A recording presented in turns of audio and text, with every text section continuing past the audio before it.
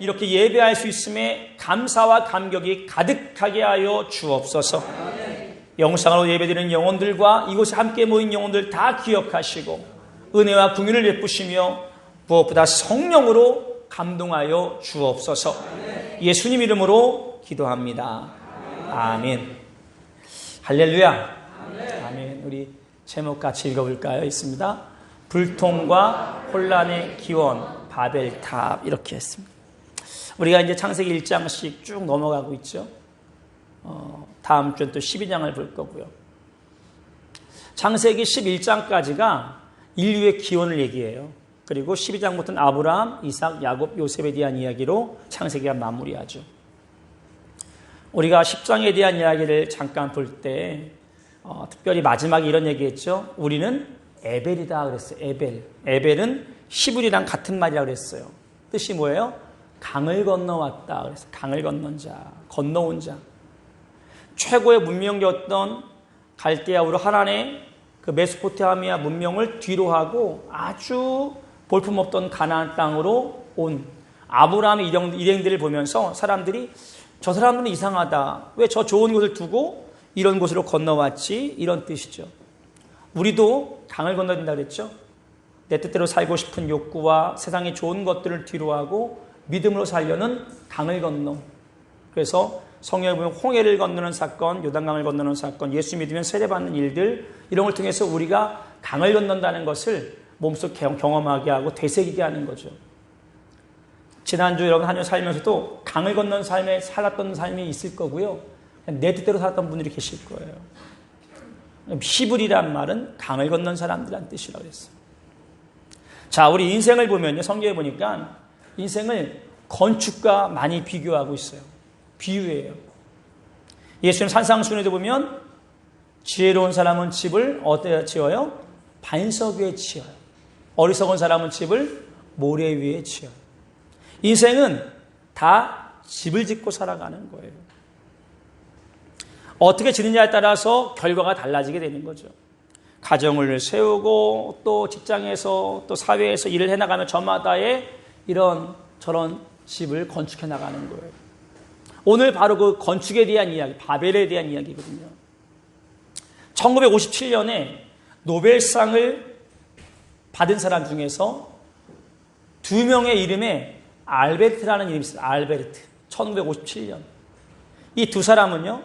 첫 번째는 알베르트 슈바이처예요. 또 한 사람은 알베르트 까뮤예요. 한 사람은 평화상으로, 한 사람은 문학상으로 받았어요. 알베르트 까뮤라는 사람은 동일하게 받은 10만 불의 상금을 가지고요. 파리 근교에 성 같은 별장을 하나 샀습니다. 그리고 그 당시 최고 고급 승용차를 샀어요. 여러분 알고 있는 알베르트 슈바이처 박사는 아프리카 가봉에 병원을 지었죠. 시간이 지나면서 이 까뮤는 자기가 산 자동차로 자기가 산 별장으로 쫙 가다가 교통사고로 생명을 잃고 맙니다. 그가 샀던 별장과 차 사라지고 말았죠. 알베르트 슈바이처 박사는 가봉에 지은 그 병원이 지금까지도 사람들에게 사람을 살리는 병원으로서 유지되고 있습니다. 우리가 똑같은 돈, 똑같은 인정을 받고 어떻게 쌓고 어떻게 투자하냐에 따라서 인생이 달라지게 되는 거죠.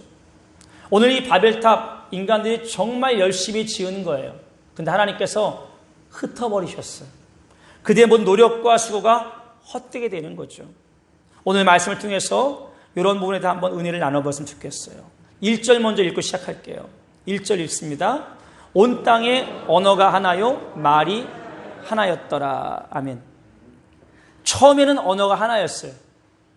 그럴 수밖에 없죠. 아담으로 시작했던 인류가 노아 홍수 때 멸망당하고 노아와 그의 가족들 8명으로 또 인류가 시작되었으니까 한 집안 식구들이에요. 한 언어를 쓸 수밖에 없죠.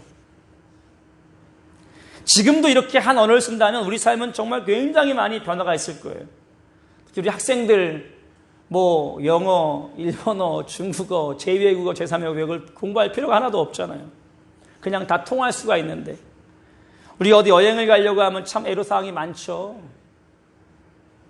근데 이게 언어가 하나고 말이 하나라고 하면 우리 삶이 얼마나 유익하겠어요.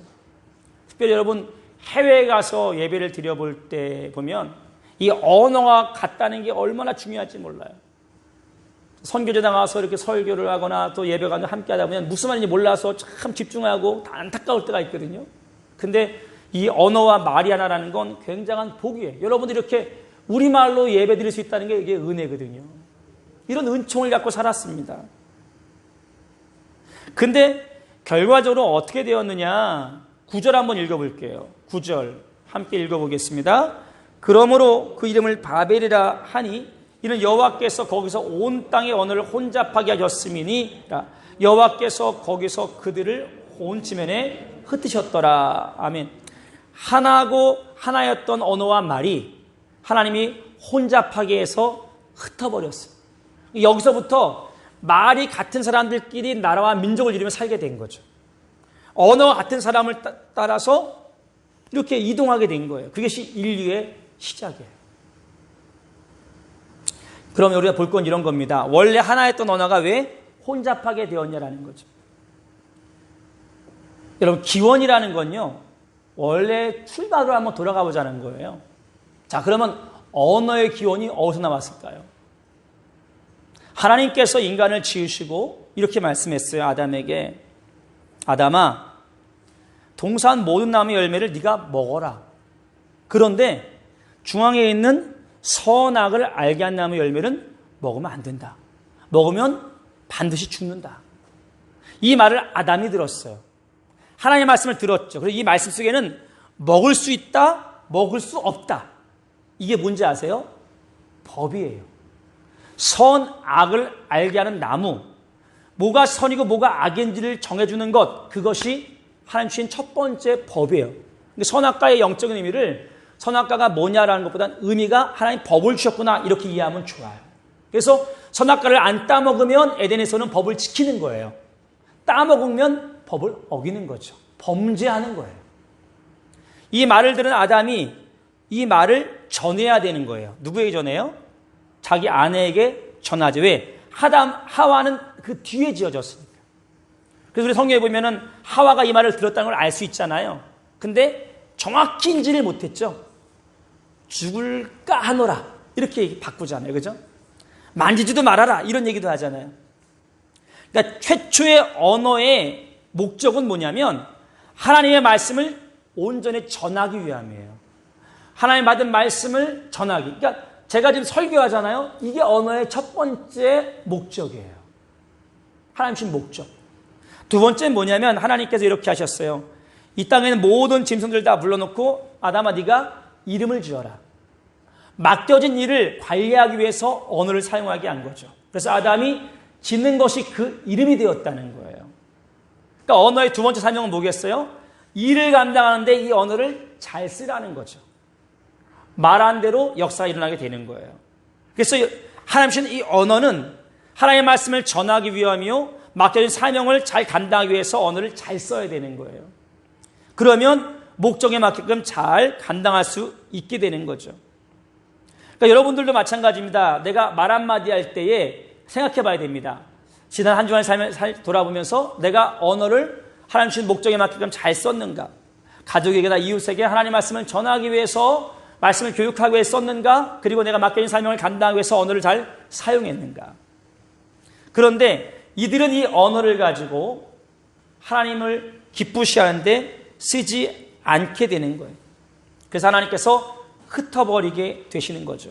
우리 한번 말씀 읽어볼게요. 3절, 4절 같이 읽어볼게요. 읽습니다.